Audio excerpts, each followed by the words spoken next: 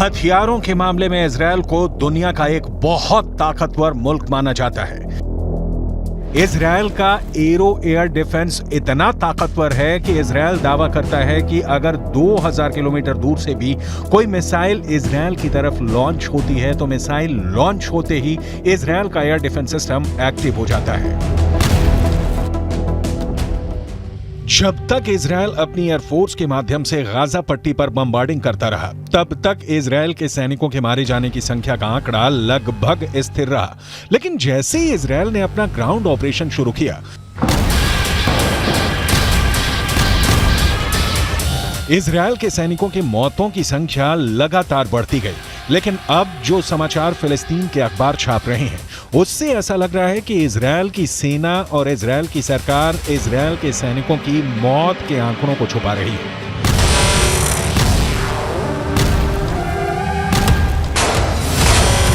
फिलिस्तीन क्रॉनिकल नाम के एक अखबार ने इजरायल के मिलिट्री सिमेट्री यानी इजरायल के सैन्य कब्रिस्तान यानी वो जगह जहां पर इजरायल के सैनिकों को दफन किया जाता है, उस जगह के डायरेक्टर डेविड वार्नर बरूच का एक इंटरव्यू छपा है। इस इंटरव्यू में इजरायल की मिलिट्री सिमेट्री के डायरेक्टर डेविड वार्नर ने कहा है कि इजरायल के अंदर हर घंटे एक इजरायली सैनिक का शव कब्रिस्तान में दफन होने के लिए आ रहा है।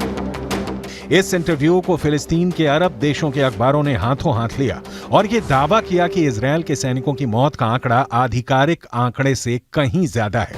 जेरूसलम के पश्चिमी इलाके में माउंट हर्जल कब्रिस्तान है और यहां पर इजरायल की सेना में काम करने वाले सैनिकों को दफनाया जाता है। मिडल ईस्ट मॉनिटर नाम की एक और न्यूज वेबसाइट में इस कब्रिस्तान के डायरेक्टर डेविड ओरेन का बयान छपा है।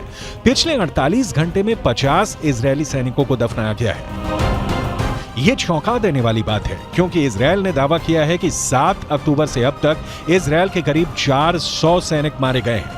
इनमें से करीब 80 सैनिक गाजा के ग्राउंड ऑपरेशन में मारे गए हैं। करीब 10 सैनिक लेबनान के बॉर्डर पर हिजबुल्लाह से लड़ते हुए मारे गए हैं और 300 से ज्यादा सैनिक 7 अक्टूबर और उसके बाद एक हफ्ते तक इजरायल के अंदर हमास के आतंकवादियों से सीधे लड़ते हुए मारे गए हैं।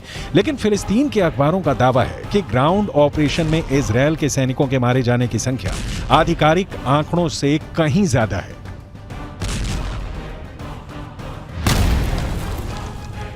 अगर इजरायल के मिलिट्री सिमेट्री यानी सैन्य कब्रिस्तान के डायरेक्टर डेविड वारेन के आंकड़ों को सही माने और इस हिसाब से अनुमान लगाएं कि हर घंटे में एक सैनिक की मौत हो रही है, तो इजरायल के ग्राउंड ऑपरेशन को लगभग 30 दिन हो चुके हैं। एक दिन में 24 घंटे होते हैं, यानी 30 दिन में 720 घंटे होते हैं।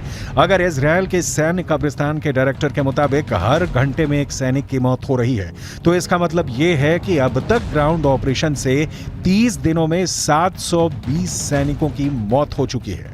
यह सिर्फ एक अनुमान है, इसकी पुष्टि नहीं की जा सकती है। इतना ही नहीं, हिजबुल्लाह ये दावा करता है कि लेबनान के बॉर्डर पर जो जंग चल रही है उसमें हिजबुल्लाह के 80 लड़ाके मारे गए हैं, जबकि इजरायल के करीब 10 सैनिक मारे गए हैं। जबकि हिजबुल्लाह को सपोर्ट करने वाले देश ईरान के सर्वोच्च नेता खामनेई भी ये बयान जारी कर चुके हैं। इजरायल के ज्यादा सैनिक मारे गए हैं, लेकिन इजरायल आंकड़ों को छुपा रहा है। अब ऐसे में सवाल ये उठता है कि क्या वाकई में इजरायल की सेना अपने मारे गए सैनिकों के आंकड़ों को छुपा रही है? इजरायल की सेना प्रोपेगेंडा वॉर में हमेशा सबसे आगे रहती है और आज भी इजरायल और हमास के युद्ध में अगर देखा जाए तो हमास के पक्ष में बात करने वाले गाजा पट्टी के फिलिस्तीनी पत्रकारों की हालत बहुत ज्यादा खराब है। गाजा पट्टी के अंदर लगातार हुई बमबारी में अब तक करीब 45 पत्रकार मारे जा चुके हैं जो फिलिस्तीन के मुद्दे को कवर कर रहे थे। अब ऐसी स्थिति में गाजा के संचार तंत्र पर इजरायल का 75% कब्जा है और इजरायल जो चाहता है वही सूचना गाजा से बाहर निकलती है, क्योंकि गाजा के अंदर इजरायल की सेना अपनी पकड़ को मजबूत कर रही है। और जहां तक इजरायल के सैनिकों के मारे जाने की संख्या का सवाल है, तो यहां एक और बात जाननी जरूरी है कि इजरायल की डिफेंस फोर्स खुद को एक सुपीरियर आर्मी यानी सर्वश्रेष्ठ सेना की तरफ प्रस्तुत करती है और ऐसे में वो कभी नहीं चाहेगी कि वो अपने सैनिकों की मौत के ऐसे आंकड़े पेश करे जो दुश्मनों के मुकाबले ज्यादा हो। लेकिन यहाँ पर नोट करने वाली बात यह भी है कि इजरायल की ये सैन्य नीति है कि वो हमेशा दुश्मन के 10 गुना आदमी ज्यादा मारता है और अब तक के आंकड़ों पर गौर करें तो गाजा के अंदर 15,000 से ज्यादा लोग मारे जा चुके हैं और करीब 7,000 लोग मलबे में दफन हैं। इनमें से मारे गए बच्चों की संख्या तो करीब 7,000 हो चुकी है। यानी गाजा में एक बहुत बड़ा नरसंहार हो रहा है।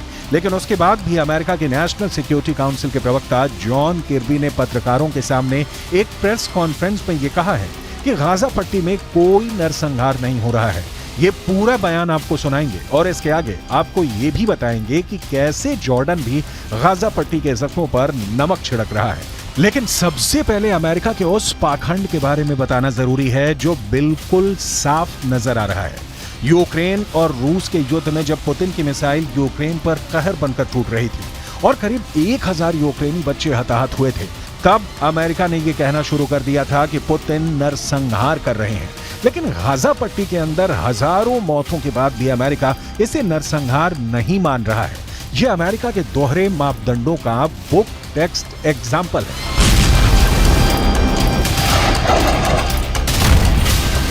Hamas wants, make no mistake about it, is genocide. They want to wipe Israel off the map. They've said so publicly, more than one occasion. In fact, just recently. And they've said that they're not going to stop. What happened on the 7th of October is going to happen again and again and again. And what happened on the 7th of October? Murder, slaughter of innocent people in their homes or at a music festival. That's genocidal intention.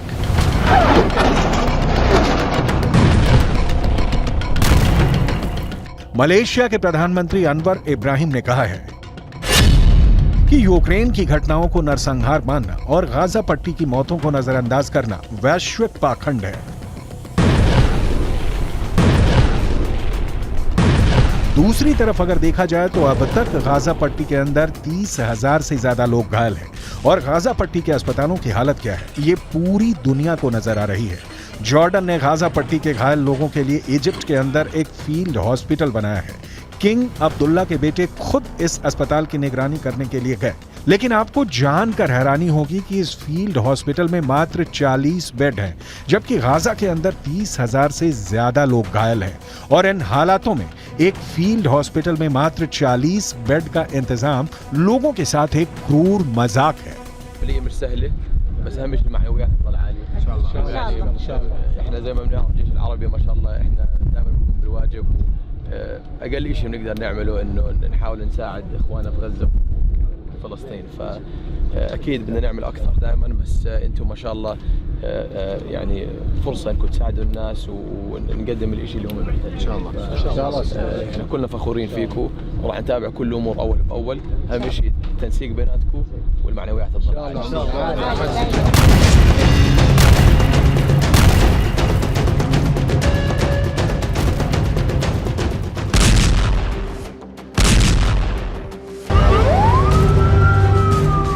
Israel अपनी technical superiority की वजह से अजेय है।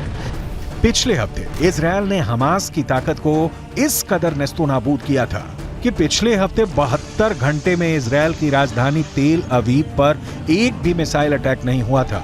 और जब सोमवार को तेल अवीव पर एक मिसाइल अटैक हुआ तो जहां से मिसाइल अटैक हुआ उस रॉकेट लॉन्चर को भी गाजा के अंदर जाकर इजरायल ने तबाह कर दिया। ये इजरायल की ताकत है। हमास के प्रवक्ता अबू उबैदा की माने तो हमास के लड़ाकों ने इजरायल के 350 से ज्यादा बख्तरबंद गाड़ियां और टैंकों को उड़ा दिए हैं। हमास का दावा तो ये है कि इजरायल के 150 मरकाबा टैंक उड़ा दिए गए हैं। हमास तस्वीरें भी जारी कर चुका है, लेकिन फिर भी हमास की पकड़ गाजा से इसलिए ढीली पड़ चुकी है क्योंकि हमास के बड़े बड़े हेडक्वार्टर्स पर इजरायल ने टैंक चढ़ा दिए हैं। इजरायली नहीं, अल शिफा अस्पताल में काम कर चुके डॉक्टर भी ये मानते हैं कि अल शिफा में हमास का हेडक्वार्टर हो सकता है। टाइम्स ऑफ इजरायल अखबार ने यह दावा किया है कि फ्रांस 24 नाम के एक न्यूज चैनल पर एक ब्रिटेन के डॉक्टर ने इंटरव्यू दिया है। इस डॉक्टर ने 3 साल तक अल शिफा अस्पताल के अंदर काम किया था। गाजा के अल शिफा अस्पताल में काम करने वाले इस ब्रिटिश डॉक्टर का दावा है कि अल शिफा अस्पताल में कई ऐसी जगहें थीं जहां पर उसे जाने के लिए मना किया गया था। ये कहा गया था अगर वो वहां प्रतिबंधित क्षेत्र में जाएगा तो उसे गोली लग सकती है। टाइम्स ऑफ इजराइल ने दावा किया है कि अल शिफा अस्पताल के अंदर हमास का हेडक्वार्टर होने का दावा करने वाले ब्रिटिश डॉक्टर ने अपना नाम नहीं बताया है, क्योंकि उसे डर है कि ऐसा करने पर गाजा के अंदर मौजूद उसके सहयोगियों को हमास मार सकता है।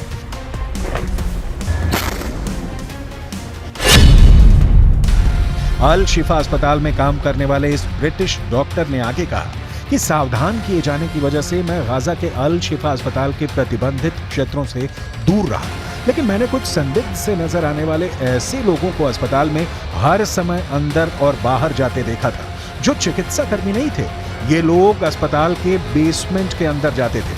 The first time our forces entered the Shifa complex, they went in with a bomb-sniffing dog, and they discovered a truck full of ammunition. After revealing the shaft by the D9, they saw a circular opening, and they couldn't see all the way down at the time, but further investigations and tools lowered down it revealed that this is a 10-meter deep shaft that leads to a corridor. At the end of that corridor, there is a blast-proof door with a shooting hole at the top of it. And our forces, after making sure that all defense mechanisms are dismantled, have opened that door that leads to another door that goes deeper into the complex. The understanding that this tunnel goes under the hospital. Israel defence force ने इस British doctor के interview को आधार बनाते हुए एक बार फिर कहा है कि इस इंटरव्यू से साबित होता है कि अल शिफा अस्पताल का इस्तेमाल हमास के आतंकवादियों के द्वारा हेडक्वार्टर की तरह किया जा रहा था।